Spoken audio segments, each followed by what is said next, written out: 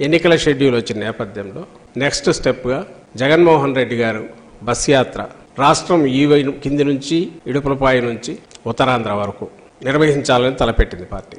ఒకవైపు రాష్ట్ర స్థాయిలో 4 చోట్ల దీని దిక్కులు పిక్కటలేలాగా దాని ప్రతిధ్వని వినపడింది సిద్ధం సభలది. జాతీయ స్థాయిలో కూడా అందరి దృష్టి ఈ వైపు మళ్ళింది.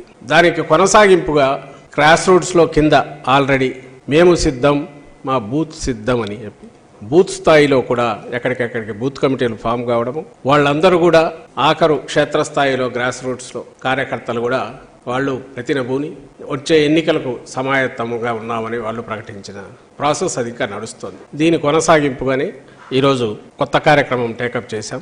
ఈ నెల 27 నుంచి గౌరవ ముఖ్యమంత్రి వైఎస్ఆర్ కాంగ్రెస్ పార్టీ అధ్యక్షులు జగన్మోహన్ రెడ్డి గారు ఇడుపులపాయ నుంచి బస్ యాత్ర ప్రారంభిస్తారు.